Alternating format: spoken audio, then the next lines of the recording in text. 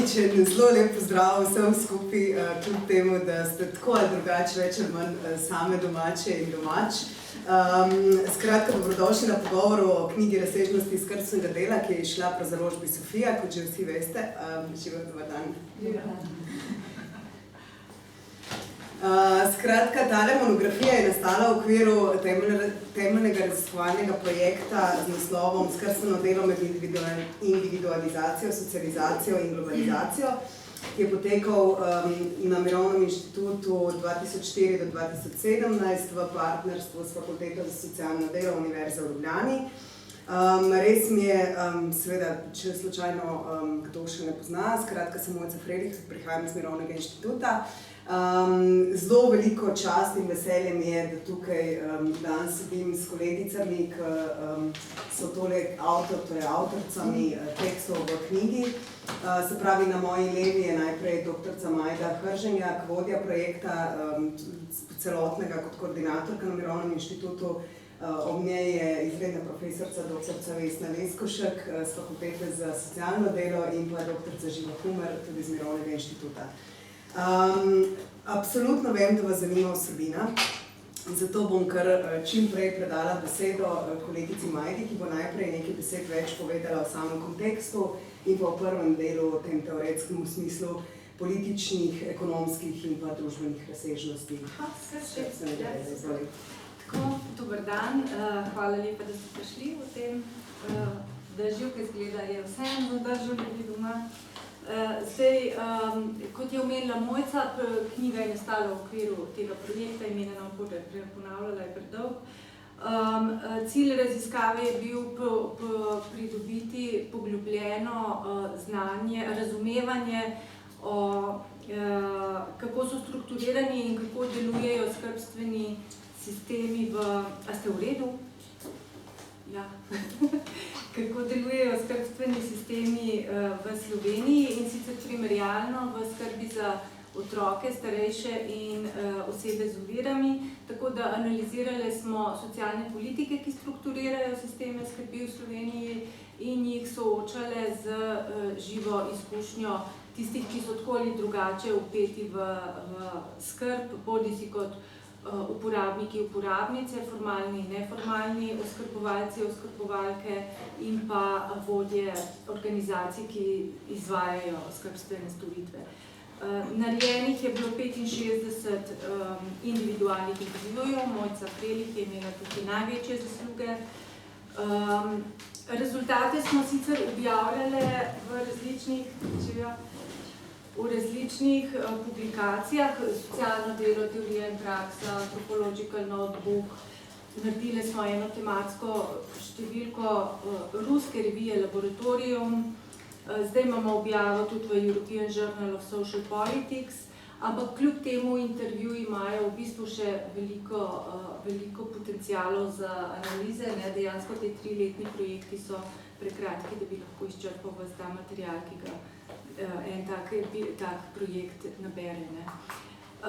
Ampak tale knjiga naša pa sicer ni tipična integrirana predstavitev rezultatov raziskave, namreč raziskava je po eni strani odprla ene stvari, ki so nas tako precej presenetile in so nas tudi tako, bi rekla, aktivistično potegnile noter. To je bilo predvsem na področju skrbi za starejše, kjer smo dosti hitro videli, da je situacija zelo problematična in smo tudi poglobili raziskavo na tem delu.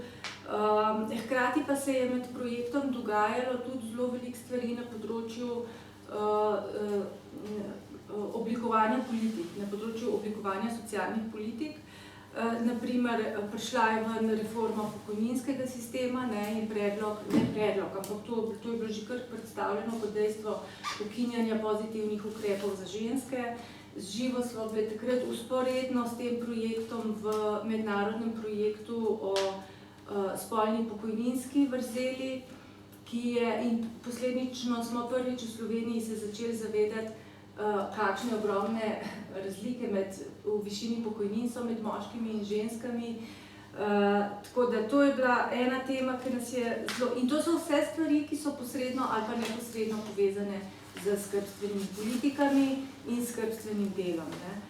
Potem so recimo takrat začele prihajati na dan posledice prenosa varstvenega dodatka na socialno-varstvene prejemke in naraščanje že tako velikega deleža oziroma že tako velike revščine starejših žensk.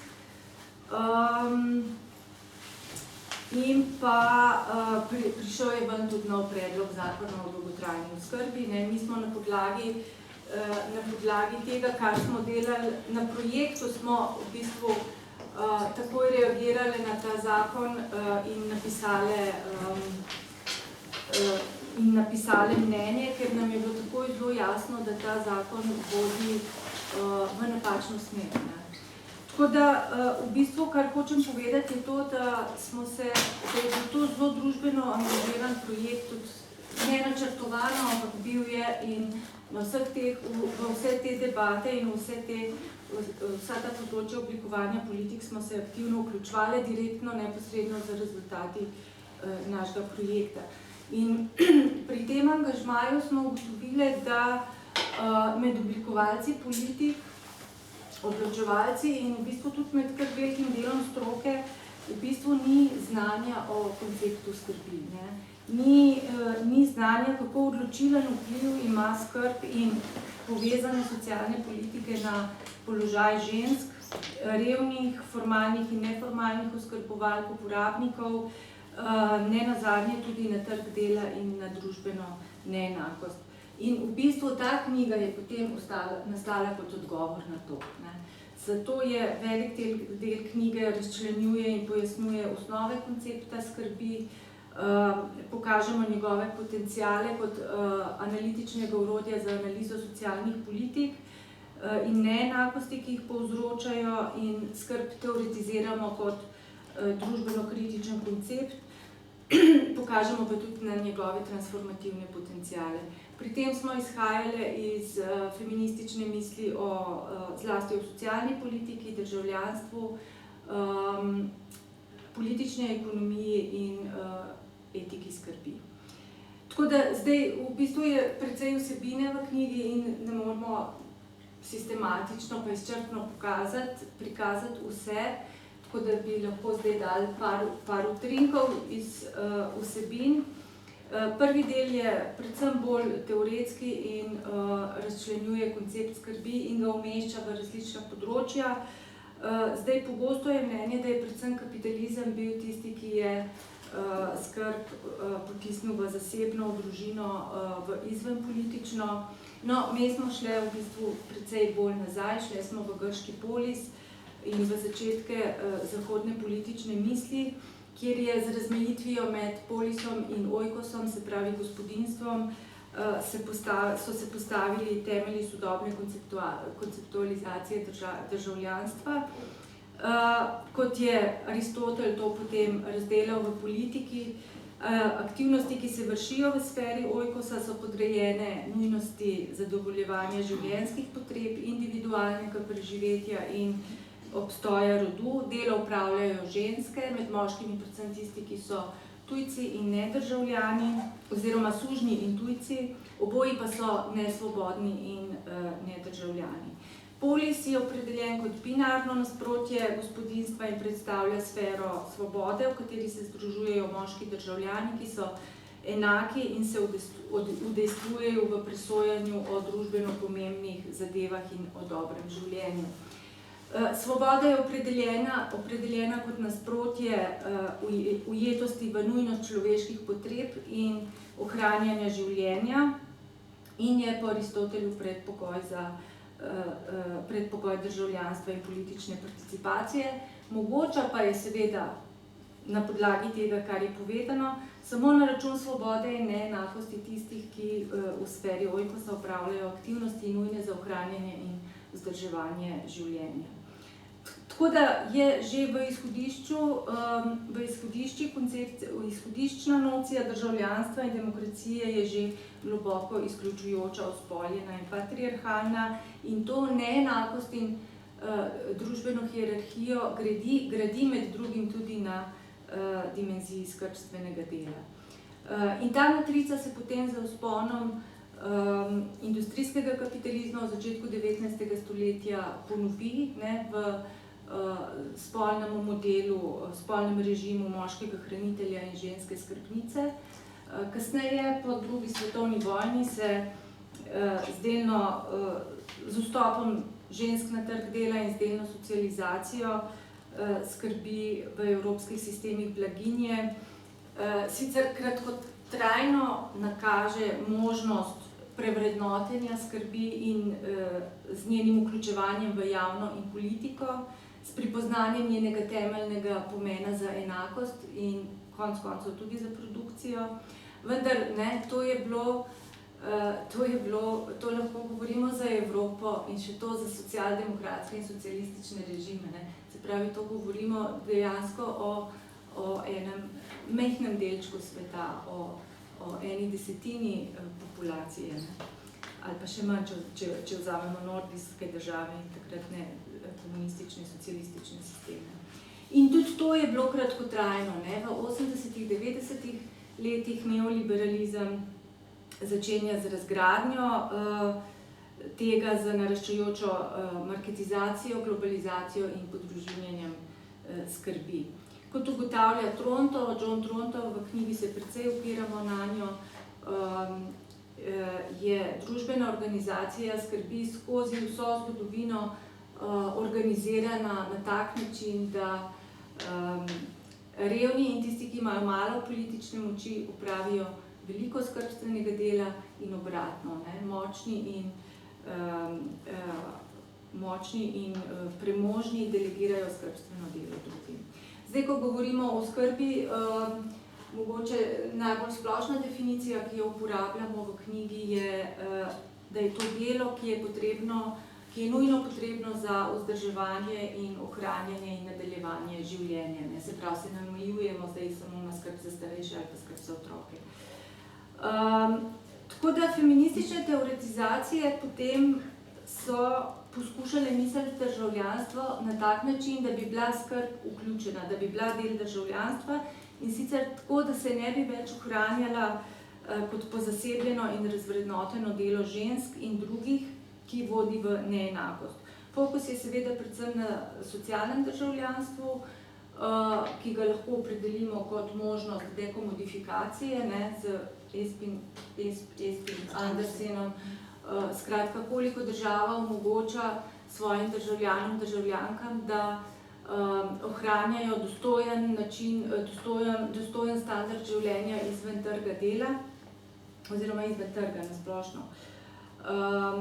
Vendar, kot pokažejo feministične avtorice, tukaj se odpiramo predvsem na Lister, Hobson, Daly, je dekomodifikacija vezana na poprejšnjo komodifikacijo. Ne? Se pravi, če hočeš imeti penzijo, bolniško, porodniško, dopust, ne? To so mehanizmi dekomodifikacije, moraš prej biti polno vključen na trg dela.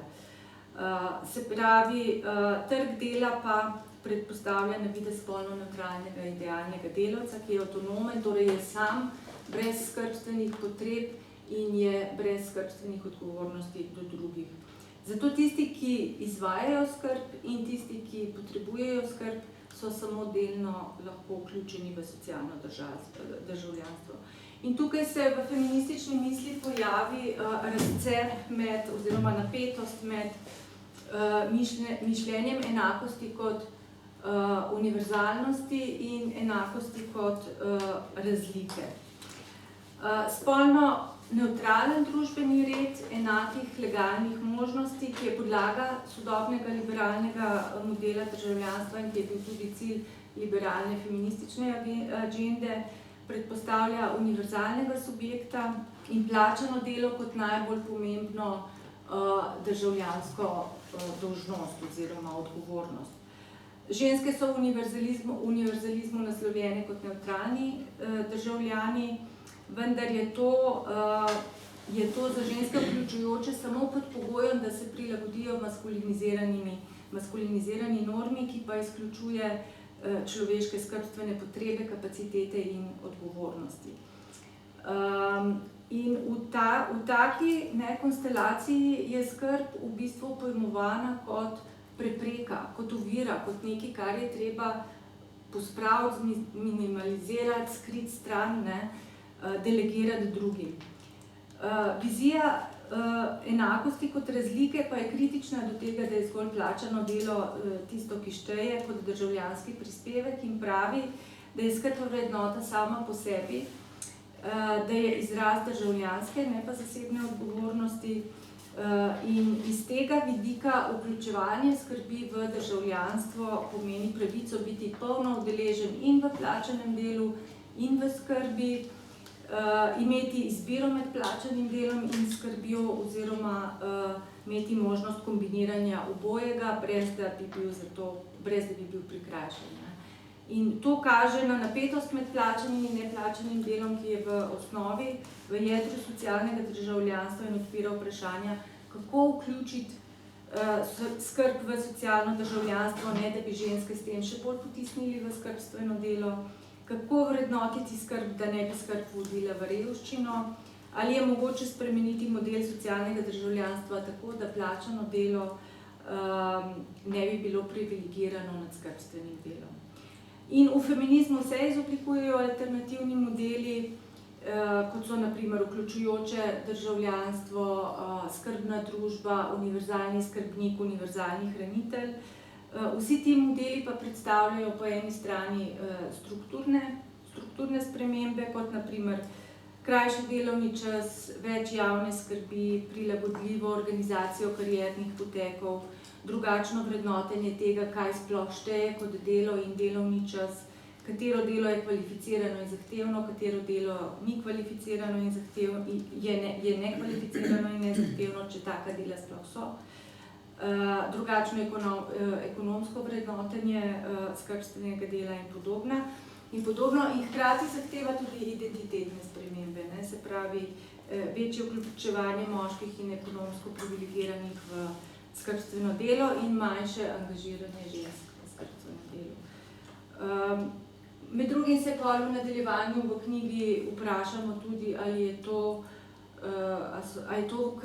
v kapitalizmu sploh izvedljivo.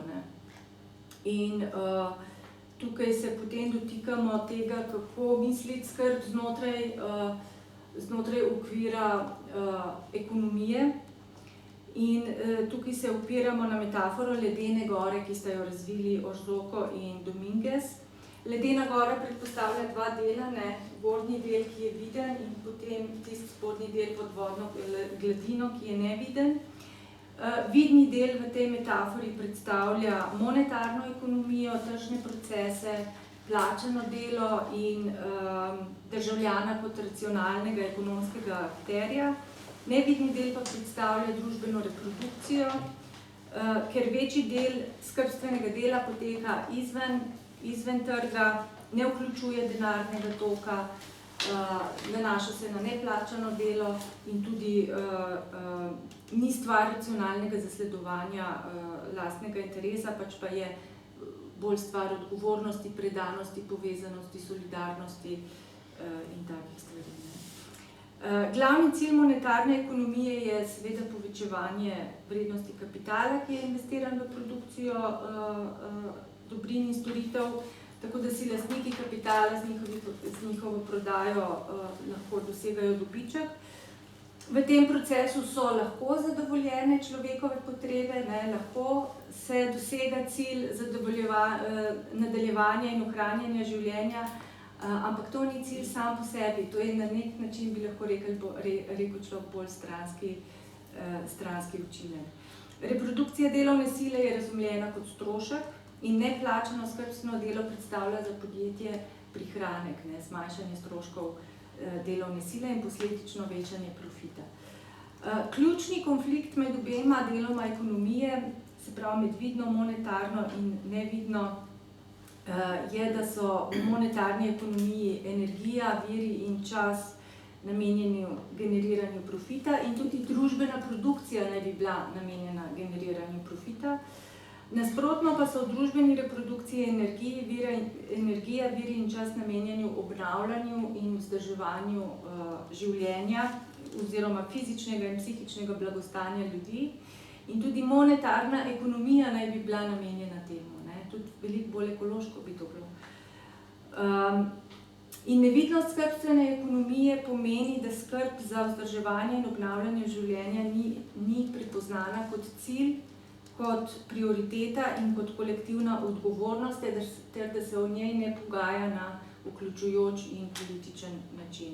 In formalne in neformalne skrbstvene delavke v bistvu amortizirajo trenja med produkcijo in reprodukcijo z pozasebljenimi stroški, kot so nizke plače, neplačano delo, omejena socialna varnost, preobremenjenost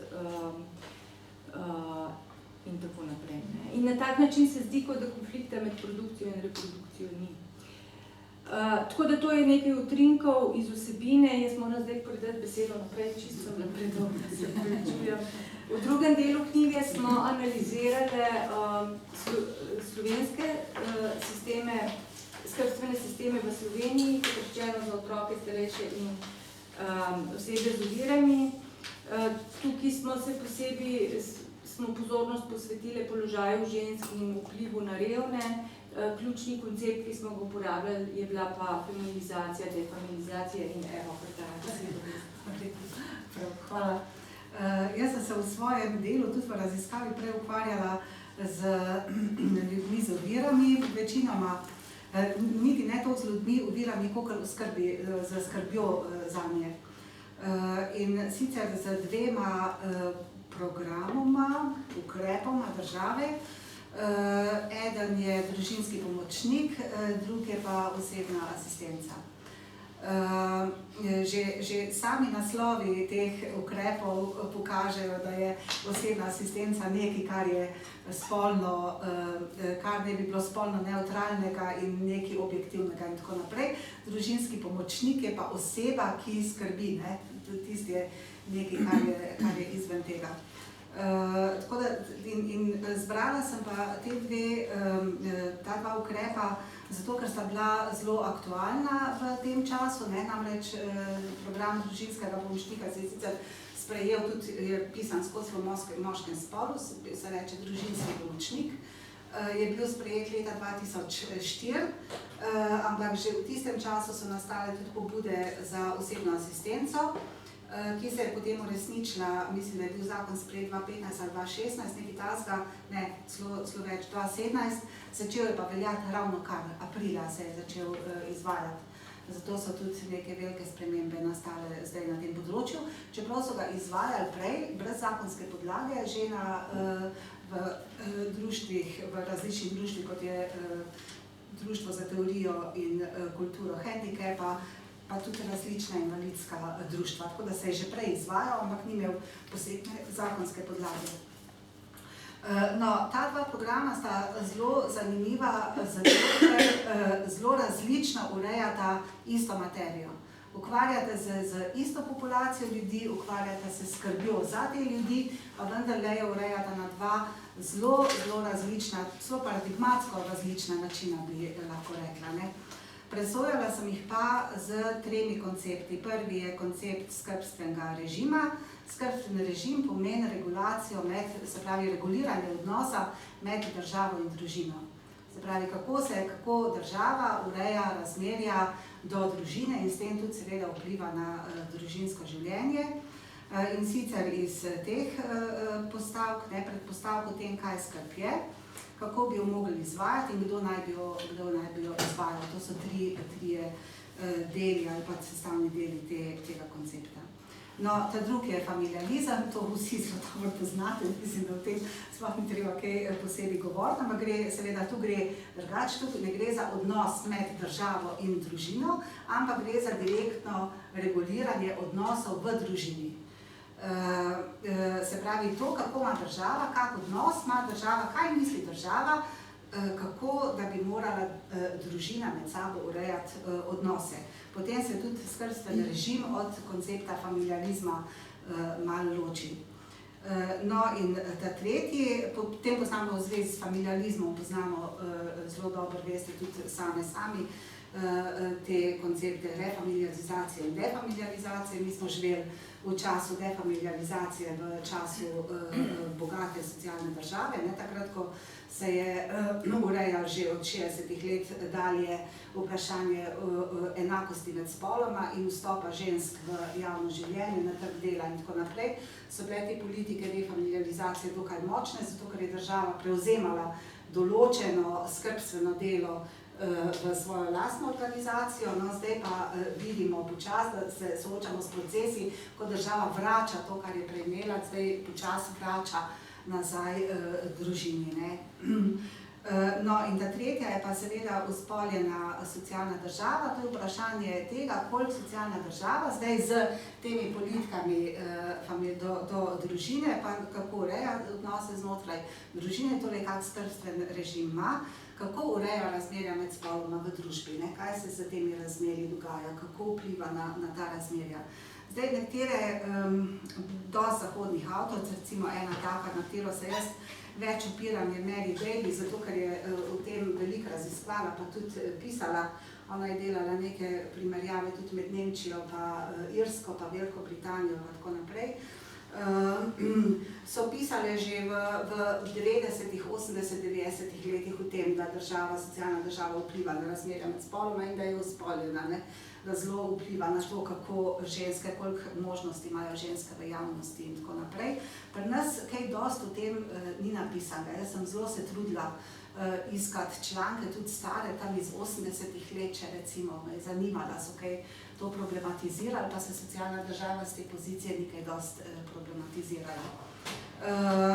Mogoče tudi zaradi tega, ker smo imeli zelo močne politike defamiliarizacije in je država prevzemala dosti veliko količino skrbi nase, ne samo otroško varstvo, ampak tudi starejše ljudi z ovirami in tako naprej.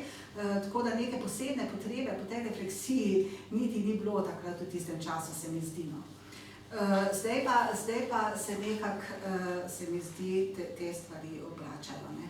No in to so trije konceptualni okviri, preko katerih sem presojala pač te družinskega pomočnika in osebno asistenco.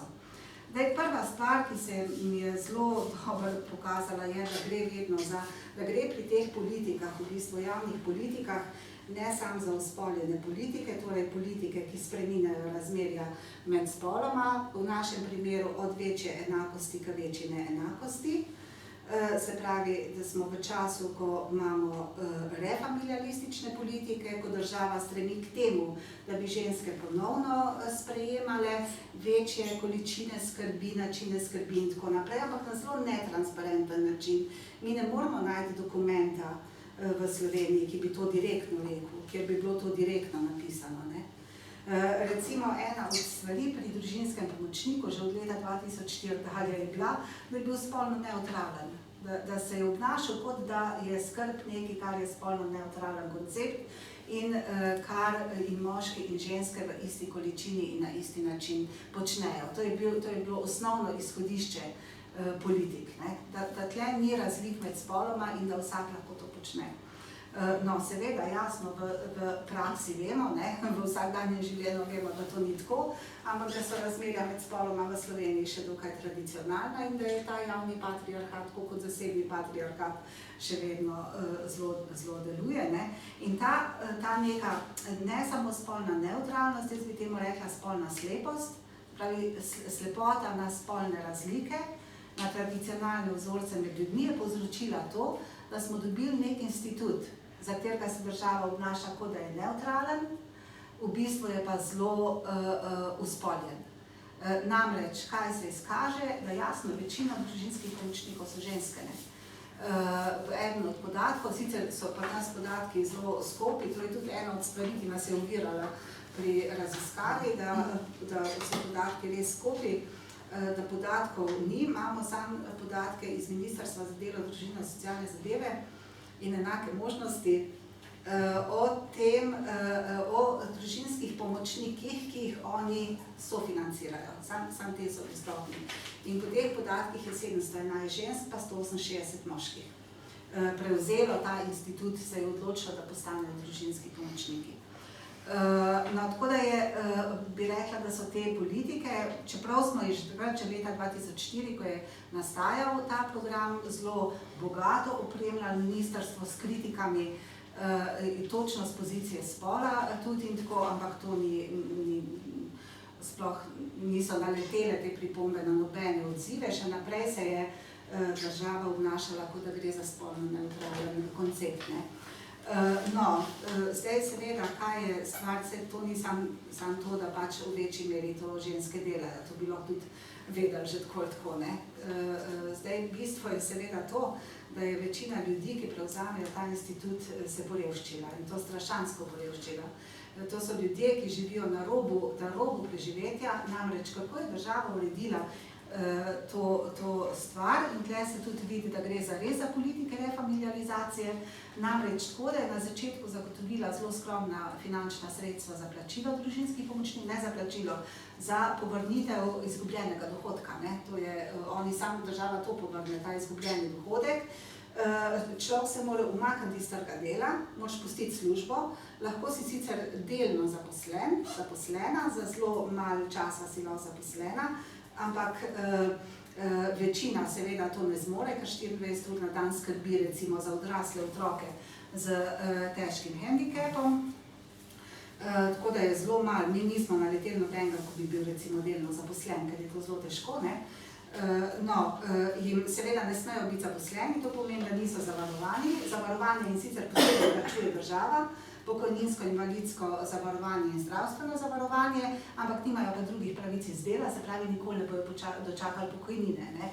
Pokojnino bojo lahko imeli samo za tisti čas, ko bojo zaposleni, ne. Oziroma pokojnino delovnih let ne bojo imeli bojo en pogoj, torej zavarovanje, ki ga plačuje država, ne bojo imeli pa delovne dobe, ne, kar pomeni, da bojo pokojnine na koncu strašansko nizke, zares strašansko nizke pokojnine. No, ampak to je ena stvar, je to, da se morajo umakniti iz trga dela, druga stvar je pa seveda to, da je država pa to tako uredila, da jih v bistvu morajo plačevati otroci, za katere starši skrbijo in sicer iz dodatka za pomoč in postrežbo. Občina sicer nekaj plačuje, ampak občina se potem usede na premoženje, na njihovo premoženje in vzame celoten dodatek za pomoč in postrežbo. To je 440 evrov. Plačilo za nadomestilo za izgubljen dohodek je pa 550 evrov. Tako da si predstavljate to situacijo zdaj, kjer gre v bistvu za to, kako država vpliva na razmerja znotraj družine. Ne samo, da uspoli nek ukrep, ampak začne urejati tudi razmerja znotraj družine.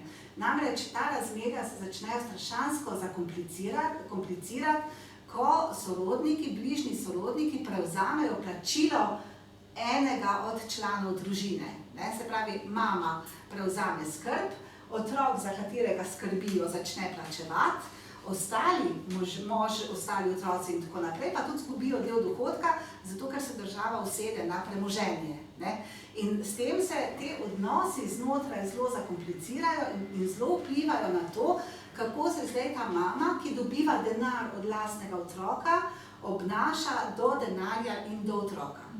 Večina žensk seveda ima zelo slabo vest in ves denar, ki ga od otroka dobi, otrok vrne, seveda skrbi zanj, mu da priboljškemu, ne samo priboljškemu, mu prevoze plačujemo, vse mu da, tudi recimo higienske ali pa tehnične pripomočke, ki jih potrebuje in tako naprej. In seveda, kaj to pomeni, da se sama popolnoma porevšči, se porevšči. No in seveda, jasno, to so tudi družine, potem brez dvojnega dohodka, ker to v bistvu zares ni dohodek, ker je poraba, to je v bistvu denar, ki se porabi za vsakdanje stvari, ki jih potrebuje človek, za katerega skrbiš.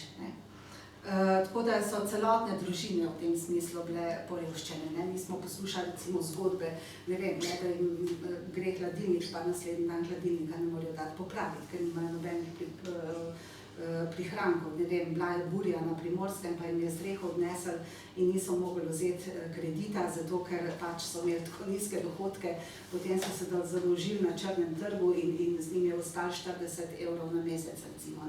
In take zgodbe so potem. Skratka, da gre za res za zelo ukrepe, ki na kratek rok in na dolgi rok strašansko porevščijo ljudi, v katerem so, poleg tega jih seveda tudi socialno izolirajo in tako naprej. Tako da je ta spolna nevtralnost države je v bistvu zelo močno označi vsakdanje življenje ljudi in obrne njihova osebna razmerja. Zdaj, to je zelo zakompliciran, več je tudi v tem poglavju, bolj natančno opisujem te stvari. No, in pa po drugi strani, zelo zanimivo, ne? Po drugi strani pa naredijo ta institut osebne asistence, ki je popolnoma drugačen. Popolnoma drugačen. Ljudje so zaposleni, seveda za minimalno plačo, ne, da ne bi domislil, da dobim dokaj več za minimalno plačo, ampak ta minimalna plača je zdaj 700, mislim, da je 750 evrov, nekaj taska. So polno zavarovani, delovna doba in teče in tako naprej. In zelo zanimivo je, da je med osebnimi asistenti dosti več moških, ne toliko žensk, ampak še vedno je nekoliko več žensk, ampak veliko več moških tudi prisotnih. Je bolj spolno nevtralen koncept, bi rekla, kot koncept družinskega pomočnika. Seveda tle nastaja zdaj eno tako trenje med temi osebnimi asistenti, to so tudi ljudje, ki so zaposleni, so izven družinskega kroga, razmerja med uporabniki storitev in njimi so popolnoma drugačna in tako naprej. Osebni asistenti nimajo nobene finančne dolžnosti do ljudi, za katere skrbijo in tako naprej, imajo plačo in tako naprej. Ne? Tako da je ista država, to kar je zelo zanimivo je, da je ista država naredila dva ukrepa, dva koncepta, ki sta med sabo diametralno nasprotna, pri tem, da se obnaša, kot da sta ista. Kot da so politike, kot da so te politike iste v tem smislu, da promovirajo neko družbeno skrb na enak način. Celo zapišejo, recimo pri družinskem pomočniku, celo zapišejo v teh pojasnilih, osnovne pravice do družinskega pomočnika izražajo družbeno skrb za invalidne osebe v domačem okolju. Se pravi, in to je isto tudi pri osebni asistenci, se pravi, da država se obnaša, kot da gre za iste politike, čeprav so te politike zelo različne.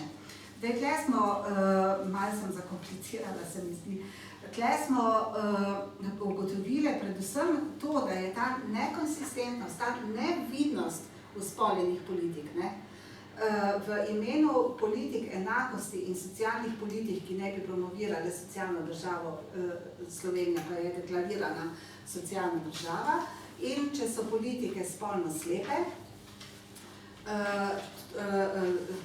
pomeni, da se država obnaša, kot da so te politike nevtralne in sledijo socialni državi, v vsakdanjem življenju pa vidimo, da te politike bistveno preobrazijo zasebno življenje ljudi, da vplivajo na zasebno življenje ljudi in ga še bolj uspoljajo, bi rekla. Zdaj, to je ena od stvari. Zdaj, druga stvar, ki je pa zelo prišla ven, pa jo tudi Majda omenila, je pa seveda to, da te koncepti po eni strani spodbujajo trg, recimo marketizacijo skrbi, to se vidi pri osebni asistenci in malo tudi pri družinskem pomočniku, niti ne toliko pri osebni asistenci pa. Se pravi, da se ustvarja nek trg skrbstvenega dela, kjer je potrebno zelo malo spretnosti, zato da se ohrani nizka cena delovne sile. Po drugi strani pa se z temi dodatnimi storitvami, ki se zdaj širijo zaradi trga dolgotrajne oskrbe, se pa dogaja to, da se dela nek trg storitev, majhnih storitev, ki ne bi konkurirale pri dolgotrajni oskrbi. Te majhne storitve so, ne vem kaj, ker se pač ta dolgotrajna oskrba drobi, so vse od pedikure, manikure do frizerjev, do recimo, ne vem, hoje na dom zato, da pride domov, zato da, ne vem, pač urediš neko osebno potrebo človeka. Tle je zelo veliko nekih mehkih storitev se kaže. No, seveda, poleg tega pa se odpira trg danes in to je tudi pri osebni asistenci že videti trg mednarodnim organizacijam, ki prihajajo v Slovenijo in delujejo na tem velikem trgu. Namreč tudi pri osebni asistenci že ponujajo te velike firme, mednarodne firme, ki se ukvarjajo, ki posredujejo pri skrbstvenem delu, že posredujejo tudi osebne asistente in asistentke. Tako da se s temi ukrepi Slovenija vstopa na ta globalni trg skrbstvenega dela. No, in tukaj bi rekla, da je še to, da so skrbstveni režimi to, kar smo vse odkrili, pri tem, kar smo delali, še najmanj pri otroškem varstvu se mi zdi, ampak to gošti potem, da so seveda skrbstveni režimi zelo usporeni v Sloveniji, da je vedno več skrbstvenih obveznosti, ki se prelagajo na ženske, ne samo neformalne skrbnice, ampak tudi formalne skrbnice. To je bilo recimo v enem od reformnih programov slovenskih pred parimi leti, je bil celo načrt 40.000 novih delovnih mest, skrbi za starejše in invalidne in tako naprej. In takrat so to promovirali kot ukrep za ženske, ne toliko ukrep za moške. Tako da se zelo očitno s tem, ko se seveda pač skrbstveno delo marketizira in seveda po drugi strani ceni, marketizira in ceni, je strašansko poceni, se vedno bolj naslanja na ženske. No pa še mogoče samo zadnja opazka, to, kar nam je postalo pa tudi jasno, je pa to, da so to razredni koncepti, da so to tipični razredni koncepti. Namreč institut družinskega pomočnika in osebnih asistentov in tako naprej jemljajo zgolj in samo tisti ljudje, recimo družinski pomočniki sploh so bili samo ljudje, ki so imeli slabe službe prej, kjer za izgubo službe niso kaj dosti izgubili ali pa so bili celo brezposelni. Nihče, ki je imel prej dobro službo, se ni odločil za to, da bi prevzel ta status pomočnika in isto je pri osebni asistenci, osebni asistentje in tako naprej so večinoma ljudje, ki imajo bodisi premalo nizko izobrazbo ali pa so ljudje na začetku svojih kariernih poti, ne dobijo službe v svojem poklicu in začnejo delati na tem, tako da gre za zelo razredne. Tudi recimo zanimivo je bilo tudi to, da ljudje, ki so bogati, ki imajo veliko denarja in si lahko privoščijo kupovati skrb, se nikoli ne odločijo za to, da bi prevzeli te enega ali drugega. Toliko, če se začeti. Živa boš kaj ti nadaljevala, zato varsno pa pol pridete. Pardon, da vas tukaj. To je najnovejši pomoček. Tako. Jaz bi za začetek vam rada prebrala en citat oziroma izsek zapisa Vide Tomšič iz leta 1980, ki se zdi zelo pomemben za razumevanje širšega konteksta skrbstvenega režima za otroke v socialističnem obdobju in tudi za razumevanje kasnejšem, in sicer tako pravi. Premagujemo pojmovanje, da je otroško varstvo problem, ki nastaja samo za otroke zaposlenih žensk in da je to ženski problem, zaradi katerega je ženska delovna sila dražja. V takšnem sistemu postaja otroško varstvo družbeni problem najširšega značaja, reševati pa ga je treba predvsem s stališča uspešnega razvoja vseh otrok. Vse manj obravnavamo otroško varstvo kot ozko socialno vprašanje in vedno bolj kot enega najpomembnejših elementov celotne družbene reprodukcije. Skratka, zdi se zelo pomemben ta citat in tudi v bistvu celotno to njeno delo za razumevanje konteksta skrbstvenega režima za otroke v socializmu, predvsem na točkah pojmovanja skrbi za otroke kot družbene skrbi in načela v bistvu enakih možnosti za vse otroke. Jaz pravzaprav v poglavju sledim tezi, da je skrb za otroke, ki jo obravnavam v tem širšem kontekstu skrbstvenega režima, da je bil skrb za otroke celoten sistem, kot je bil razvit v socializmu in se je večinoma, kot bom povedala v nadaljevanju, predvsem na primeru starševskih dopustov in pa sistema varstva predšolskih otrok, tudi v postsocialističnem obdobju večinoma ohranil. je tako dober primer socializacije, defamilizacije in profesionalizacije skrbi.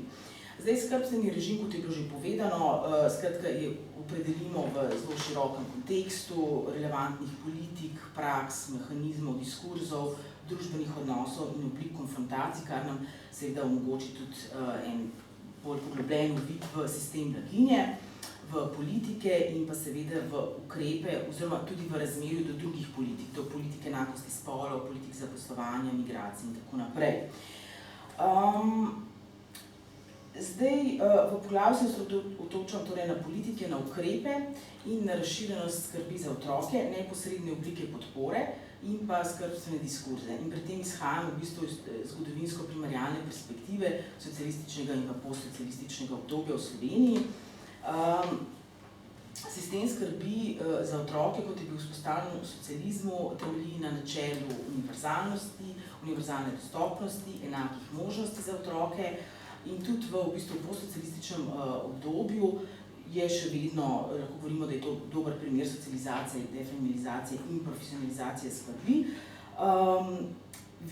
Še vedno visok delež skrbstvenih storitev, ki jih zagotavlja država, recimo z mrežo vrtcev, pa z neposredno podporo staršem za skrb za otroke, naprimer konkretno primer starševskih dopustov.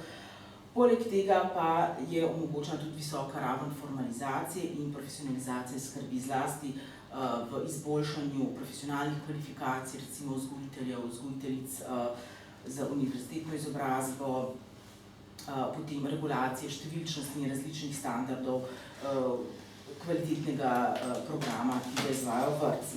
V prvem letu po rojstvu otroka država torej s plačanim materinskim, očetovskim in starševskim dopustom spodbuja in hkrati omogoča, ponovno spet s polnim nadomestilom, omogoča skrb za otroka v družinskem okolju. Kot nam statistike zadnjih desetletij kaže, seveda so to v glavnem ženske, ki ostanejo leto dni po porodu doma z otrokom in po dopolnjenih 11 mesecih.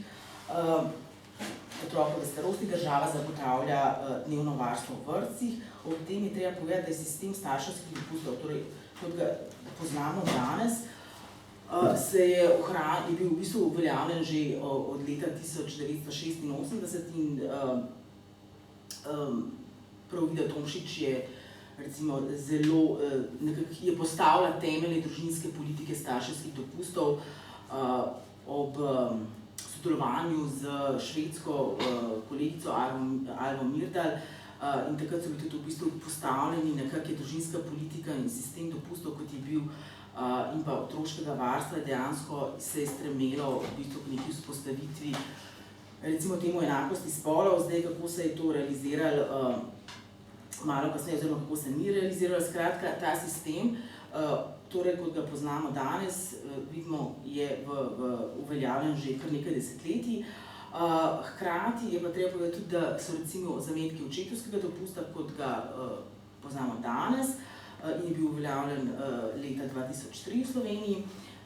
Poznamo zametke že v bistvu v socializmu, ko so bili recimo v kolektivnih pogodbah, ko se je predvidevalo nekaj dni plačane odsotnosti ob rojstvu otroka. Torej je bil direktno namenjen očetom. Tudi, kar se tiče varstva predšolskih otrok, tudi v postsocialističnem obdobju ostajajo javni vrtci prevladujoča formalna oblika varstva otrok. Distribucija skrbi torej za otroke je še vedno porazdeljena med državo in družino oziroma gospodinjstvom, vloga trga pa nekako je še vedno več ali manj zamejena in omejena na ponudbo občasnega plačljivega varstva otrok na domu in pa organizacije počitniških varstev. Zdaj težave recimo s pomanjkanjem števila mest v vrtcih, nekatere občine rešujejo s finančnim zneskom, ki pa je seveda zelo nizek in nikakor ne omogoča pokritja stroškov v drugih formalnih recimo oblikah varstva, recimo zasebnih vrtcih, pri varuhu otrok na domu, s čimer se pa dejansko država spodbuja na eni strani lahko tudi torej varovanje varstva otrok v sivi ekonomiji oziroma spodbuja neformalno, neplačano varstvo, ki ga v glavnem upravljajo stari starši, predvsem babice. Zdaj, vloga države pri odgovornosti za skrb za otroke, pri organizaciji, financiranju varstva otrok je ključna zaradi tega, ker prinaša seveda številne pozitivne učinke, ki se kažejo tako v enotnem, javnem, široko dostopnem, kvalitetnem, subvencioniranem sistemu varstva predšolskih otrok, utemeljenem na enakih možnostih za vse otroke. In to je treba tudi povedati, recimo, že v socialističnem obdobju je bilo narejenih kar nekaj študij, ki so vse izhajale iz tega, da je vrtec zelo pomembna, v bistvu odskočna deska za vse otroke, da zelo pomembno vpliva in doprinese k razvoju otrok, zlasti otrok iz socialno šibkejših, marginaliziranih okolij. Hkrati ostaja sistem varstva predšolskih otrok tudi relativno urejeno, predstavlja relativno urejeno področje zaposlovanja. Hkrati pa seveda sistem varstva predšolskih otrok je predpogoj seveda za zaposlenost žensk za polni delovni čas, ki je v Sloveniji že tradicionalno visoka in je v bistvu ostaja med najvišjimi v Evropi, vključno z zelo visoko stopnjo zaposlenosti žensk s predšolskimi otroki. In torej z nekimi uravnoteženimi razmerji med familiarističnimi ukrepi, kot je recimo starševski dopust, in defamiliarističnimi ukrepi sistem varstva predšolskih otrok država skratka omogoča aktivno udeležbo žensk na trgu dela, kot rečeno s prevladujočo zaposlitvijo za polni delovni čas in hkrati spodbuja vsaj delno tudi skrbno očetovstvo pri skrbi za otroke, recimo z očetovskim dopustom, z možnostjo delitve starševskega dopusta s partnerkami in tako naprej. Zdaj, če se je v socializmu nekako oblikoval diskurs ekonomske emancipacije žensk s ključnima vlogama ženske kot delavke in kot matere, pa je v bistvu v postsocializmu se že dobro usidral diskurs o individualni izbiri med kariero in materinstvom in tudi pričakovanje mladih, kot nam kažejo študije, glede podpore recimo pri usklajevanju poklicnega in zasebnega življenja, v glavnem temelji na prepričanju, da je to stvar države, da mora država zagotavljati oziroma neformalna socialna mreža, medtem ko so pričakovanja do delodajalcev, do organizacij, podjetij zelo majhna. In pri tem bi omenila, skratka, da gre vse skupaj je stvar individualne odločitve in izbire in recimo bi se tu ustavila in izpostavila primer dela s skrajšanim delovnim časom zaradi starševstva. To je v bistvu eden od ukrepov, ki ga je država uvedla, mislim, da leta 2001, kot ukrep usklajevanja poklicnega zasebnega življenja, kar je tudi malo vprašljivo, zaradi tega, ker sicer mišljen kot spolno nevtralen ukrep, kar ne bi v realnosti pomenilo, da ga lahko seveda koristijo tako ženske kot moški, vendar v praksi, in to nam statistika lepo pokaže, to seveda v glavnem koristijo samo ženske. Samo za primerjavo, če leta 1994 s skrajšanim delovnim časom delalo 2% žensk, je leta 2014 žensk, ki delajo s skrajšanim delovnim časom zaradi starševstva 13,7%. In to skratka po malem v bistvu, malo, ampak vztrajno v bistvu ta delež narašča. Skratka, skupaj z neoliberalnimi razmerami trga dela, ko postaja usklajevanje v bistvu plačanega oziroma zasebnega in poklicnega življenja vse bolj težavno in stvar posameznice. To vrsten ukrep zagotovo negativno vpliva na ekonomsko neodvisnost žensk in deluje v smeri refamilizacije skrbi. S tem pa se povečujejo, kot je že rečeno, tudi neenakosti ne samo med moškimi in ženskami, ampak tudi v bistvu neenakosti med ženskami. Skrb za otroke se individualizira in na ta način lahko tudi familizira. Zdaj v primerjavi z izkušnjami nekaterih vzhodnoevropskih držav v 90-ih od Poljske, Madžarske, Češke, Slovaške, ko se je z dolgimi materinskimi in starševskimi dopusti ter množičnim ukinjanjem vrtcev za otroke predvsem do 3 let, radikalno seveda spremenil položaj žensk.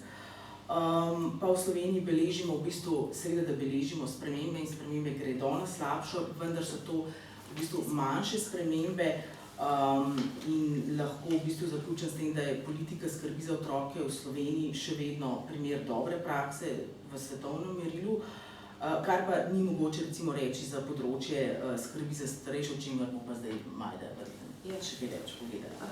Spet malo jaz, če imate še malo energije, nimamo namreč dosti tega, sem povedala, ampak jaz bom zdaj kratka, pa pol bomo dati besedo. Tako da, če gremo na skrb za starejše, v bistvu je zanimivo, kako so lahko znotraj ene države popolnoma različni obsegi, različne kvalitete skrbi za različne populacije. To bi treba enkrat malo tudi bolj pogledati, razmisliti, kako, zakaj do tega prihaja. Ker recimo pri skrbi za starejše je nekje nasproten primer skrbi za otroke, ker je v veliki meri podružinjena, javnih in tržnih storitev je absolutno premalo, država preprosto ne širi več javnih kapacitet kljub visoki stopnji staranja prebivalstva. Med drugim jih je premalo tudi zaradi tega, ker delovne organizacije ne dobijo več zaposlenih, ne dobijo več bolničark, negovalk, ker so delovni pogoji preslabi. Stroške institucionalne oskrbe v Sloveniji starejših v celoti plača uporabnik sam. Stroške nege in pomoči na domu v okviru javne mreže 50% subvencionira občina, pri čemer je cena ure, mislim, da je poprečno okrog 4 evre. In zdaj pa si predstavljate, recimo vsak dan 2 urci, kar je zelo malo, če rabiš veliko oskrbe, 30 dni je 60 krat 4 je 240-250 evrov. Pri tem pa je ekonomska situacija upokojencev, da o cenah institucionalne oskrbe ne govorim, to so tam med 700 pa 1300-1400. Pri tem je ekonomska situacija upokojencev taka, da je povprečna pokojnina blizu praga tveganja revščine in da 2/3 upokojencev prejema pokojnino nižjo od praga tveganja revščine. Zakon o družinskih razmerjih določa dolžnost otrok in partnerjev preživljanja starejšega, ki nimajo dovolj sredstev, kar vključuje tudi plačilo doplačevanja oskrbe.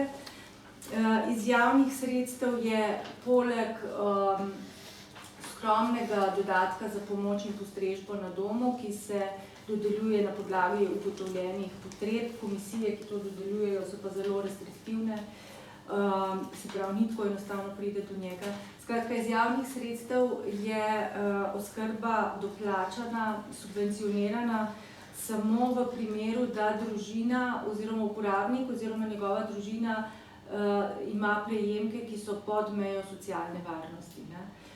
In še v tem primeru se občina potem omeji dedovanje, se pravi, naredi zaznamko na nepremičnino in si povrne ta delež.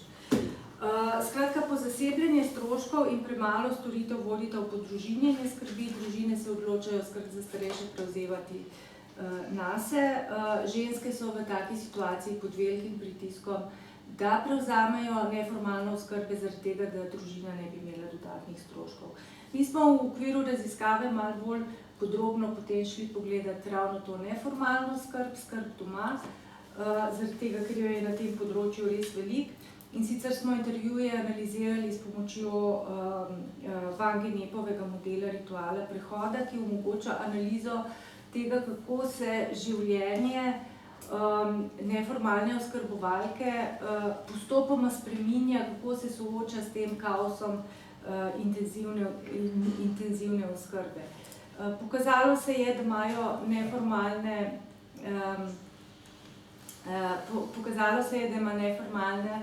oskrba zelo izrazite prostorske, časovne in odnosne pritiske.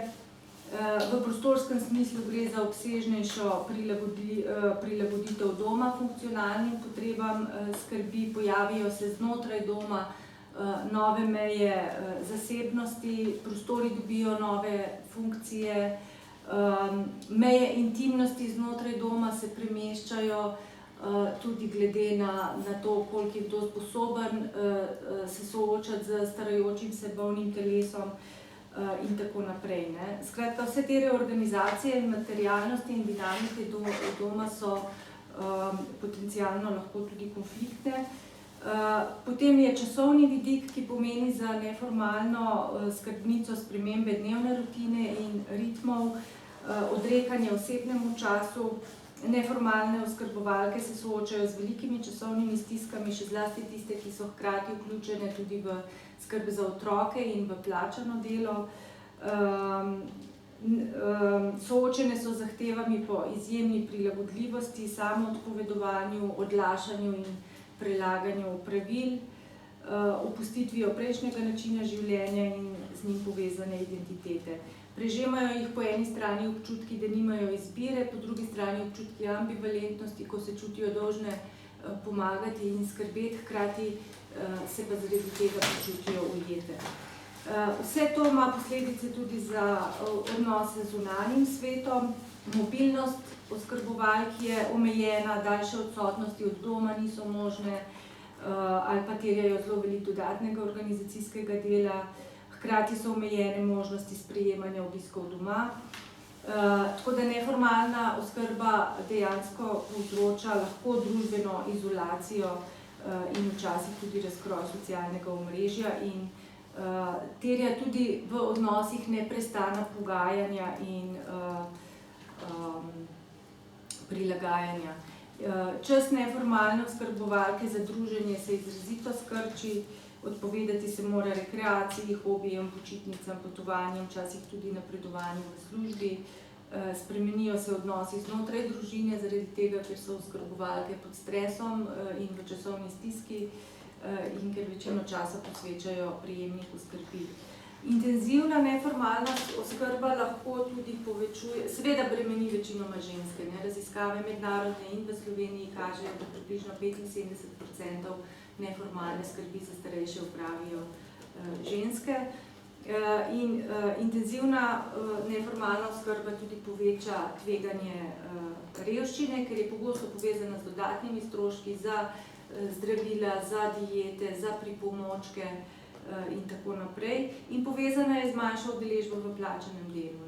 In predvsem za revne neformalna skrba pomeni povečan obseg neplačanega dela, zmanjšan obseg plačanega dela in jih potiska globlje v revščino. Tako da naša študija kaže jasno, tudi če to gremo brati skupaj z politikami, da država po eni strani seveda teži k temu, da bi starejše čim dalj časa ohranila doma v družini, v domačni skrbi, hkrati pa popolnoma ignorira potrebe in stiske neformalnih oskrbovalk in oskrbovalcev. Te niso prepoznane in ovrednotene v politikah in oskrbovalke so prepuščene večinoma same sebi in niso deležne skoraj nobenih javnih podpor. Tako da tisto, kar mi zagovarjamo v tej knjigi, je, da bi družine, znotraj družin, pač tisti, ki prevzemajo neformalno oskrbo, to so večinoma ženske, mogle imeti mogli imeti možnost svobodnega odločanja, ali bodo prevzele neformalno oskrbo, če jo bodo prevzele, v kolikšni meri jo bodo prevzele, če jo bodo prevzele ali jo bodo kombinirale s plačanim delom, v tem primeru morajo imeti podpore, če bodo jo prevzele, pa bodo opustile plačano delo, v tem primeru morajo biti pač finančno to ovrednoteno in to na tak način, da ne vodi v revščino. Ker pa družba ne vzpostavlja nekih alternativ po družini skrbi za starejše, tukaj govorimo, v bistvu družine pogosto nimajo nobene izbire in ta izsiljena izbira, v katero so pahnjene, je legitimizirana z nocijo skrbi iz ljubezni, iz dolžnosti. In simptomatično, to je druga tema, ki smo jo na področju skrbi za starejše raziskovali, to so skrbstvene migracije. Globalizaciji skrbi smo namenili eno posebno, kar obsežno poglavje in simptomatično se skrbstvene migracije pojavljajo na področju skrbi za starejše, torej na tem področju, kjer država in javna skrb odpovedujeta. In razkrivali smo v raziskavi večsmerne skrbstvene migracije, po eni strani predvsem premožnejše urbane družine najemajo migrantke iz držav nekdanje Jugoslavije za celodnevno, ki živijo pri oskrbovancu in ga oskrbujejo ali pa jo 24 ur na dan, to je povezano s krožnimi migracijami, ena migrantka je 2-3 tedne tukaj, potem gre nazaj, pride jo nadomesti druga in tako se menjata. Po drugi strani starejši to poznamo tudi iz medijev sicer, starejši ob meji s Hrvaško migrirajo v hrvaške domove za starejše, zaradi tega, ker so ti cenovno dostopni, cena je tudi do 50% nižja kot v Sloveniji, seveda je kvaliteta bistveno drugačna in te domovi tudi nastajajo targetirajo, prav ciljajo slovenske uporabnike. In tretji vidik je care drain, tako imenovani, se pravi beg skrbstvenega dela v tujino, strežnice, bolničarke, medicinske sestre, negovalke, socialne oskrbovalke hodijo to isto delo opravljati v Italijo in Avstrijo, zaradi tega, ker so pogoji dela v formalni oskrbi v Sloveniji nevzdržni. In skratka, to je ena slika, ki je res zelo problematična. In treba je povedati tudi pa to, dodati to, da vzrok za to ni staranje prebivalstva. Vzrok za to so slabe in nekvalitetne politike in to, da se zakon o dolgotrajni oskrbi že 20 let prelaga po predalih. Tako da v zaključku, če gremo na tretji del naše knjige, tudi smo se mi spet malo vrnili v teorijo in sicer smo razdelali feministično etiko skrbi kot alternativo neoliberalizmu. Etika skrbi ima namreč povsem drugačno izhodišče od liberalnega ideala avtonomnega, samozadostnega subjekta, ki racionalno obvladuje naravo in uveljavlja svojo voljo v svetu. Etika skrbi sicer ne zanika človeške avtonomije, daleč od tega, ampak pravi, da ta ni izhodišče, ni stalnica in ni samoumevnost človeškega življenja, ampak je neposredna posledica skrbi. Zato je odvisnost, ki predpostavlja prejemanje in dajanje skrbi, neizogibni pogoj človekove avtonomije. In v tem smislu Tronto, tukaj se spet opiramo na John Tronto, vzpostavlja etiko in prakso skrbi kot univerzalnost, pravi nevezano na ženske in na družine in na zasebno sfero, pač pa kot univerzalno in kot politični ideal. Presojanje o kvalitetni skrbi in pravični porazdelitvi skrbi v družbi opredeli kot centralno temo politike in pozornost, odgovornost, kompetentnost in odzivnost za skrb za drugega postavi kot temeljne državljanske vrline, se pravi kot alternativa temu, da je temeljna državljanska vrlina plačano delo. Skratka, to je vizija družbenega razvoja, ki izhaja iz feminističnega koncepta skrbi. Morda se sliši utopično, ampak taka je. In bi bilo kar fajn, da bi jo uspeli realizirati. Upam, je zadnje, najlepša hvala avtoricam za te zanimive prispevke in hkrati je zdaj končna čas tudi za vas vljudno vabljeni res k vprašanjem, komentarjem. Skratka, iztočnic mislim, da je bilo več kot dovolj, tako da beseda je vaša, bi ga prosila, če se lahko na začetku nakratko predstavite.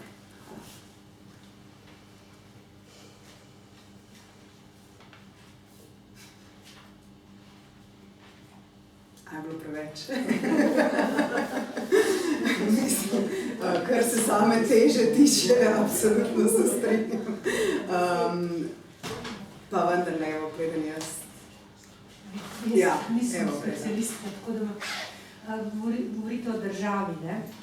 A se da tle to nocijo države nekako bolj strukturno obravnavati, kakšno je zdaj razmerje med različnimi ekspertnimi skupinami, ne rečemo med to administrativnim delom ekspertov, ki se jih verjetno država ne poslužuje, med kritičnim ekspertnim delom, kako bi zdaj eno strukturo v to abstraktno nocijo države, kako bi interpretirali to, kar se dogaja, recimo predvsem na primeru rečemo starejših ali pa te familiarizacije skrbi. Se da kakšna pravila, neka zgodba vam potegniti? Bom jaz začnem pa pol, da Krista me vidi dobro, takrat v bistvu ne vem, kaj odgovoriti čisto točno, ampak mi je na pamet prišlo zdajle zakon o dolgotrajni oskrbi, ki se zdaj pač preklada okrog in država, da jaz, zame je to država, da pri tem zakonu se je zdaj v pristojnosti Ministrstva za zdravstvo, kar je sploh samo po sebi problematično, ampak preprosto je, ker je prišel po nekih notranjih medresorskih pogajanjih, na katere nihče ni imel vpliva. To so se uradniki med sabo zmenili na nek način, ali so se popredalčkali, ali je bila tukaj politika vmes, jaz ne vem. Skratka, in ta zakon se zdaj pripravlja in je bil parkrat v javni obravnavi. Široka javnost je dala številne komentarje in kritike, ampak zakon gre naprej, mašinerija gre naprej. Zdaj pravijo, da prvič nihče ne ve, kdaj ga bodo sprejeli, čeprav je situacija nujna, taka kot je nujna. Sicer obljubljajo zdaj, da ga bodo sprejeli aprila, ampak Bog si ga ve, da ga bojo res. In nihče ne ve, kakšnega bodo sprejeli, nihče ne ve, kaj se zdaj s tem zakonom dogaja. A oni popravljajo zakon, zaradi tega, ker so resno upoštevali naše pripombe, ali ga samo držijo pač do aprila spet v predalu.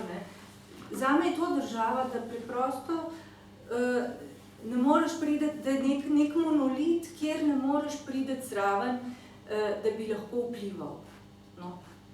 To je moja čisto osebna frustracija. Ja, jaz bi rekla, da je država vedno bolj tehnokratska, v tem smislu, da vladajo nek middle management, kako bi rekla, ljudje, ki so zaposleni na ministrstvih že desetletja, obvladujejo birokratsko miselnost, ne obvladujejo konceptualno področja, ki ga urejajo, so zapleteni v to nek birokratski novorek ali pa birokratski besednjak, ki je po eni strani prišel malo iz Evropske unije, tako da se mi zdi, da se bolj centrirajo pri ukrepih na Evropsko unijo kot na državo, v kateri živijo, prevzemajo koncepte.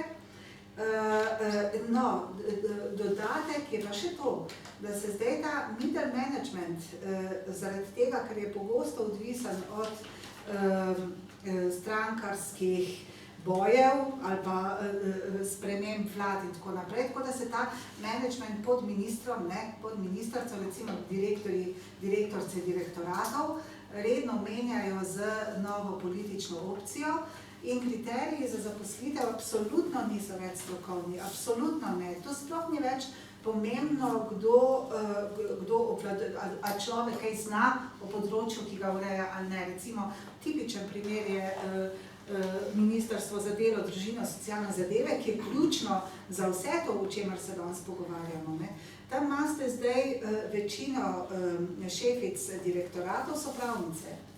Večino. Pravnice so prevzeli in centre za socialno delo in direktorate in tako in pač vladajo za svojo pravniško logiko, kjer je važno to, da ne kršiš nobenega pravila, pojma pa nimajo, če bi jih vprašal za definicijo socialne države, sem prepričana, da ne bi bil. Tako da ne bi rada predolga. Ampak skratka, ta tehnokratskost ne pušča nobenega prostora za kritiko, nobenega. Vse, kar je kritika, in to se je zgodilo pa že pred Svetlikom, sploh je bilo za čas Svetlika to značilno tudi in tako, kjer tle se je zelo dobro videlo tudi, da vladajo neke močne koalicije ali pa ne vem, neka kolegijalnost, kjer recimo FDV-jevske kritike skoraj da ni bilo slišati na to, kar je počel Svetlik na ministrstvu, pa je v bistvu naredil neoliberalen napad na socialno državo, kjer je zares razgradil klasično socialno državo, bi rekla. Ne? In je ta kritika popolnoma umanjkala. Za drugo, za neke kritične misli pa sploh ni več prostora. Tu obstajajo neke take zelo močne ograje, zelo močni zidovi okoli vlade, ministrstva in tako naprej, preko katerih enostavno ne moreš več priti. Tako da je v bistvu danes država, če bi rekla, če postavim diagnozo, je danes država predvsem neprofesionalno, tehnokratsko neko združenje, ki v bistvu spreminja družbo in spreminja konceptualne okvire družbe, brez da bi to sploh vedela, brez da bi se sploh zavedala tega. In to se mi zdi, da so ene največjih nevarnosti, tudi bi rekla. Zato, ker so hkrati, so pa strašansko ignorantski. Ne vem, ali je to kaj... S tem najbolj pogledaš tudi to, da ni tega dialoga z nekimi eksperti. Absolutno ne. Danes smo vsi, ki nekaj vemo o nekem področju, pa bi radi kaj zraven participirali, odstranjeni že oddaleč. Ja, tudi mogoče ena usporednica, pa primerjava z 90-imi, kjer je bilo recimo konkretno kar nekaj predlogov pa pritiskov, konkretno glede podaljšanja materinskega starševskega dopusta tudi v Sloveniji, da bi se to podaljšalo na 2 leti, na 3 leta, recimo leta 1994 so krščanski demokrati prišli s takim predlogom in tako naprej. No, ampak kaj se je takrat zgodilo? Takratni urad za žensko politiko, skupaj s stroko, so se zadeve v javnosti odpirale, debatirale, naredili so se izračuni, da to niti približno ne more iti skozi.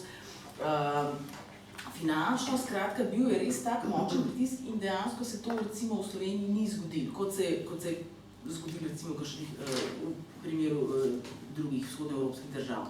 Na drugi strani pa recimo zdaj primer ravno v teh dneh, konkreten primer tale dodatek na delovno aktivnost, kjer je civilna družba pripravila ogromno predlogov, zakaj se tega ne sme ukiniti, medtem ko vlada bo to po hitrem postopku predlog MDDSZ sprejela.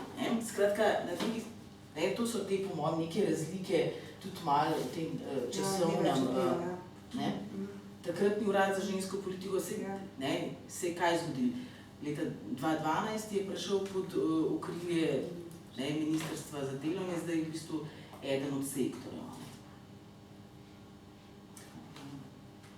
Vse to je tudi zanimivo, če lahko sam še to dodam. To je tudi zanimivo, kako se te strukture spreminjajo.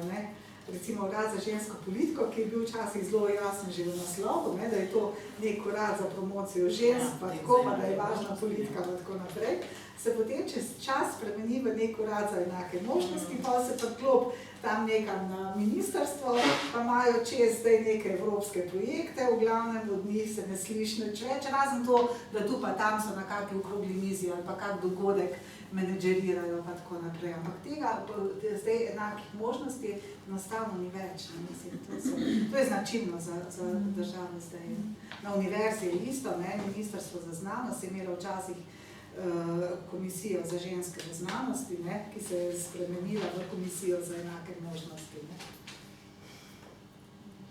Kakšen komentar? Jaz bi malo pokomentirala, sem Marta Gregorčič.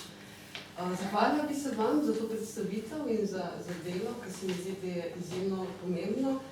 Jaz se zadnja leta majčkrat dotikam teh tem z enim projektom Old Guys Yes to Community, skratka vključevanje starejših moških v skupnost. In sem hote ali ne hote se udeleževala raznih konferenc in dogodkov in posvetov tudi na temo skrbstva. In večinoma so bili to dogodki, ki jih organizirajo upokojenci ali pa jih organizirajo univerze za te življenjsko obdobje in organizacije, kjer sem se srečevala skoraj da izključno s starejšimi, oziroma jaz bi kar uporabljala termin starimi, ker ta starejši nam govori o, si lahko mislimo, različen razpon starostnih ljudi in se pravi upokojenci in 60 plus, recimo temu. In nekako sem ves čas pogrešala to, da se sami s sabo pogovarjajo o vseh teh temah, ki ste jih tudi danes odpirale, vključno z vključno s pripravami novih zakonov, ki zadevajo skrbstvo in tako naprej. In se mi zdi, da je bila kakšna ta vaša intervencija lahko super na teh okroglih mizah, sploh ker odpirate ta družbeno-spolni vidik, ki mislim, da je res ključen. In v tem smislu smo tudi mi na našem projektu, pa kot recimo kaže tudi share raziskava in razni drugi, koliko je neformalnega dela oziroma koliko v resnici starejše ženske držijo po konci to od dostojnega umiranja do dostojnega preživljanja starejših odraslih in to je generacija, ki v odhajanju. In za to generacijo prihajajo ljudje, ki bodo upokojeni z bistveno slabšimi pokojninami in prihaja generacija, ki ni bila do zdaj še investirana v skrbstveno, neformalno, brezplačno skrbstveno delo. Kar pomeni, da se bo po eni strani, tako kot ste opozarjali, trg bo poskušal prevzemati oziroma se infiltrirati in še po nižjih cenah zaposlovati ljudi, ki bodo ženske, ki bodo to upravljale. In na drugi strani ne bo več niti sredstev za najemanje tega, pri generaciji, ki prihaja. Ampak jaz bi pa mogoče vseeno probala malo optimistično razmišljati, predvsem v tem smislu, kako je treba državo tudi napast, ki se na te stvari ne odziva, se ni pripravljena odzivati, ni pripravljena poslušati ne znanstvenih raziskav, ne civilnih pobud in tako naprej. In sicer Santoš nam je svojo knjigo Epistemologije juga 2014 pokazal, kako v bistvu naš sistem demokracije, ki temelji na regulaciji in emancipaciji, kako v bistvu se sprevrača v sistem prisile in nasilja. Jaz razumem to, kar ste danes razlagali v smislu izbire ali neizbire, delne izbire ženske, da bo skrbela za otroka, ki je pomoči potreben, ali pa za starše, da se pravi nega, skrbstvo, da je to v bistvu nasilje nad žensko, prisila ženske. Pravzaprav ženska nima pogosto izbiro glede tega, ker jo k temu zavezuje etika, morala, družinske obveznosti do svojih staršev in tako naprej. Se pravi, kako se zoperstaviti državi, ki se ne zmeni za ta vprašanje, se mi zdi, da samo da zaključim s tem, Santoš pravi, da ne gre za umanjkanje demokracije, ampak da gre za relativizacijo demokracije in da se sodobne demokratične družbe, ki to dopuščajo, vstopajo v societalni fašizem, družbeni fašizem. In jaz mislim, da je treba v bistvu odkrito spregovoriti o tej tehno, ne vem kaj, novorek, ne vem kaj vse državi, ki nič ne sliši. In v bistvu je po mojem mnenju rešitev samo v tem, da se civilna družba, kot se je že kdaj v zgodovini, zares poveže na številnih vprašanjih, ne samo skrbstva in nege, ki je zagotovo zelo pomembno za 1/3 Slovencev, za starejše odrasle, ampak tudi na drugih vprašanjih. Če lahko sam malo pokomentiram, vsej na neki ravni imaš prav, zagotovo, ampak pol vidimo, da nikoli do te totalne združitve civilne družbe ne pride, da se ne poenotimo, da so različne, kadar pa obstajajo zelo široke, te mreže pa tudi imajo zelo redko nek zares dejanski uspeh. Primer je koalicija za dolgotrajno oskrbo. Pred volitvami lani nas je bilo kar nekaj, to smo bili kar združeni, zelo veliko ljudi je noter v tej koaliciji. In pa smo potovali pred volitvami po celi Sloveniji, smo imeli tam, kjer so bili, in pa smo povabili kandidatke pa kandidate za to je bilo pred državno-zborskimi volitvami, tiste, ki so kandidirali, pa lokalno okolje, pa civilno-družbene organizacije, pa tako. Te dogodki so bili po svoje fantastični. Takoj, ko priješ ven iz Ljubljane, je super. Ljudje pridejo, se pogovarjajo, debatirajo, so radikalni in tako naprej. In tega je bilo ogromno. In iz vsega tega dogodka smo mi napisali stvari in tako naprej, in potem smo to zbirali in tako, in potem smo pritiskali na vlado, pa so bile kolegice pri predsedniku vlade, pa smo bili na državno-zborski komisiji za socialo in zdravstvo in tako naprej. Skratka, ni da ni, ne. Nič. Nobene spremembe. Absolutno nobene. Kljub predsedniku vlade, ki je bil ves mehek, vas bom poslušal, seveda, jasno, Židan, ki je bil tam tudi pri tem odboru za socialo, ne, seveda, ja, slišim vas, je rekel, ne, in tako naprej. Mislim, totalna ignorantska. In pa smo imeli občutek, mogoče nam bo nekaj ratal, ne, nekaj se bo zdaj spremenil, mogoče bo malo, ne, in tako. Absolutna ignoranca. Zakon gre naprej brezkompromisno, brez kakršnih koli bistvenih sprememb, mogoče kakšna besedica tu in tam, ki nima nobenega pomena, brezkompromisno.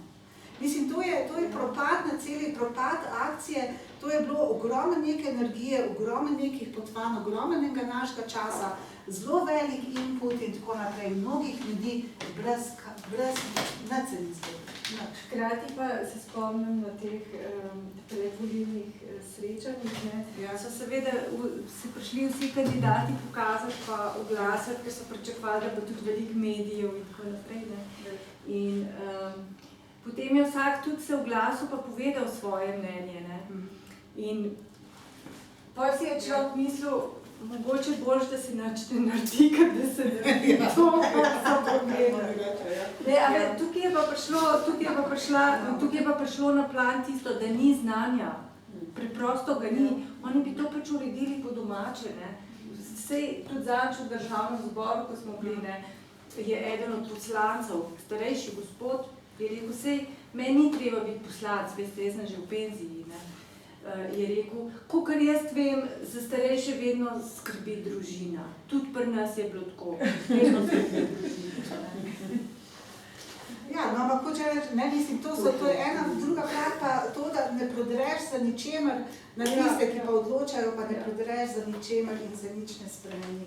Kljub velike energije, ne. Tako da tukaj noter je treba videti zares to, kar praviš ti, ne, mislim, kako država danes, kaj je država in kako država funkcionira, ne, da moramo spoznati to, da je to stroj, samostoječi stroj, ne, ki je na nek način izoliran od družbe, bi rekla v celoti, ali ne vem, od ljudi in tako naprej, ki deluje brez, da bi imel kakršnekoli povezave navzven in navzdol, oziroma ima povezave, ki dajo videz, ki so zato, da dajo videz. Pri eni stvari smo uspeli, ne. Recimo, ta država med drugim deluje tudi na tak način, sploh ministrstvo za delo, da je zelo se da vplivati lobijem. In potem vlečejo neke za zelo velike, zelo kompleksne, sestavljene probleme, vlečejo neke minorne potezice, kjer mačkan tukaj popravijo, pa mačkan tam popravijo in to naredijo pod vplivom lobističnih skupin. Recimo ena zadnjih takih stvari, kjer smo se vmešali, je bila tako, je bil predlog ZDUS-a, ZDUS je močen lobist, to je, oni imajo 100,000 članov. In so dosegli, da se je penzija za 40 let delovne dobe dvignila na 500 evrov je minimalna, skratka, kdo ima 40 let delovne dobe, ne more imeti nižjo penzijo kot 500 evrov. Pričemer so oni to, definicija je bila, kdo doseže polno delovno dobo, 40 let. Ampak za ženske je bilo do leta, ne vem zdaj, kjer ga na pamet, je bila polna delovna doba 38 let. In ne, nihče, niti v ZDUS-u, niti na ministrstvu tega niso opazili, niso reflektirali, sektor za enake možnosti ništa. In potem smo mi nekako po nekih, razumeš, mailih, grožnjah z mediji in ne vem kaj šlo vse direktno na ministrstvo, to se je dan, ker je bila Anja Kopač-Mrak, ki je pač kolegica. In smo pritisnili na tak način, da se je potem to spremenilo in so reformulirali, tako da so ženske, ki imajo 37-38 let, polno pokojninsko dobo pod prejšnji zakonodaji, vseeno upravičeno do 500 evrov. Skratka, a veš? Mase, se pravi povezovanje z zavezništvo in tako naprej, jaz vseeno mislim, da tle je neki potencial. A je mogoče še kakšen komentar, predlog, ideja, vprašanje, karkoli? Mene zanima, nekaj šal, mogoče, ko omenjate lobije, a so posredni tudi pri uzakonitvi osebne asistence, s 1.1. vemo, da je ta zakon prišel na plan, je sicer dobrodošel, gotov, brez dvoma, ampak je pa povzročil kar nekaj preglavic in je zdaj že v procesu spreminjanja. Mislim, ta zgodba za osebno samo mogoče še to, problem je nastal, ker so jim dvignali za neke 4 razrede in je dosegel pravzaprav odhod delovne sile oziroma socialnih oskrbovalk. V osebno asistenčno. Ja, seveda. Družinske pomočnice. Sej kar povem. Sem učitelj, izdelam. Si drezana. Drezana, Ja, seveda, to je najbolj logičen. Mislim, ta zakon o osebni asistenci ima dolgo brado, res dolgo. Tle je bil JHD, se pravi, ta društvo za teorijo in kulturo hendikepa, zelo močen. Tudi zelo močen lobby znotraj teh invalidskih organizacij. Potem je pa se zgodilo to, da je koncept posvojila tudi, skratka, da so pritiski tudi iz Evrope začeli prihajati, zaradi tega, ker je šlo za kršenje te mednarodnih invalidskih konvencij, kaj so neki predpisi, sporazumi in tako naprej. Tako da je Slovenija tako mogla sprejeti to osebno asistenco in to se je potem pokril. Je imel pa JHD blazno dobro kampanjo. Oni so poslanke in poslance vabili, da so postali za enega njihovi asistenti. In ta povabilo, da so bili asistenti, je tudi spremenilo razmerja moči znotraj državnega zbora in oni so že 6-7 let nazaj sprejeli zakon o osebni asistenci, ki ga potem ministrstvo za delo ni hotelo udejanjiti. Je bil sprejet v parlamentu, ni pa bil implementiran, potem so ga pa malo popravili, ker se temu niso več mogli izogniti in potem se je začel delati. In zdaj, kaj se je zdaj zgodilo s tem zakonom? Po tem zakonu imajo ljudje, država je tukaj sprejela na svoja ramena vse stroške. Nihče osebne asistence ne plačuje več, ampak je država sprejela vse stroške. Se pravi, človek rab samo to, da mu ocenijo potrebe, ali rab več asistentov na dan ali kaj, ali rab eno samo in tako naprej, kak je obseg, za koliko časa in vse pokrije država. Na drugi strani imate pa gospodinjske pomočnice, družinske pomočnice, pomočnike, ki v bistvu nič nimajo, država jim nič ne da, celo sami dajo, njihov otrok jih plačuje in tako naprej. In seveda zdaj se dogaja to, da družinske pomočnice prehajajo v osebne asistentke. Zakaj? Zato, ker so polno zaposlene, imajo zaposlitven status, imajo normalno pokojninska doba in teče, vse jim teče. Pa seveda družine se lahko kvalificirajo, če seveda. Ja, se lahko prekvalificirajo, tako. Ampak to je čisto kontra intencije osebne asistence, ki predvideva neodvisno življenje od družine, od institucije. To je pa največ. Seveda, to je, pustimo zdaj to, ker to so različni koncepti. Recimo v Belgiji lahko najamejo svojega družinskega člana. Oni imajo sicer sistem cash for care, za osebno asistenco oni dobijo denar in ta denar porabijo tako, kot sami hočejo. In oni najemajo potem in oni lahko svojega očeta in mamo najamejo za neko določeno skrb. Tako da ni kot črno-belo, da je osebna asistenca nekaj, kar absolutno nima nobene zveze z sorodniki.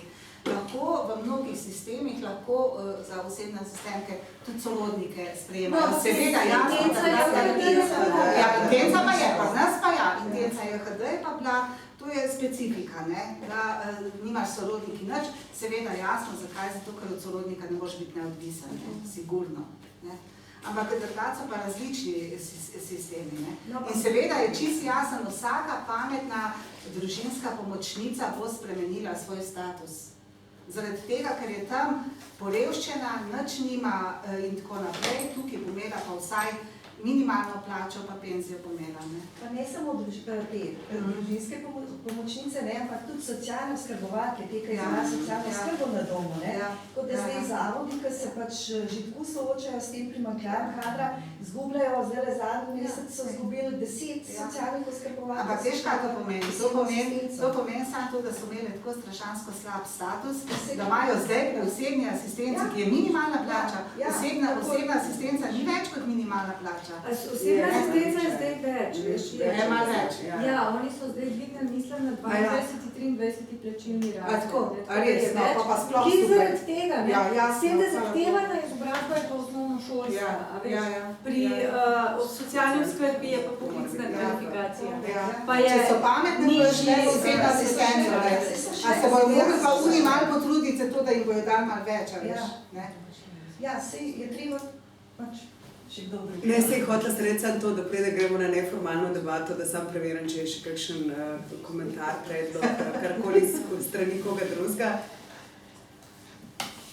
Če ne, potem najlepša hvala vsem. Tik preden zaključim in se zahvalim dokončno, bi pa citirala to, kar je Majda zapisala v uvodu. In sicer dostojna skrb je tista, ki je zadostna. Torej zaobjema vse potrebe po skrbi, ki jo skrbeči in prejemniki skrbi izberejo svobodno, torej imajo možnost odločanja o načinu in obsegu skrbi in ki je zadovoljiva, torej izvajana tako, da je odzivna na vrednote skrbečih in prejemnikov skrbi.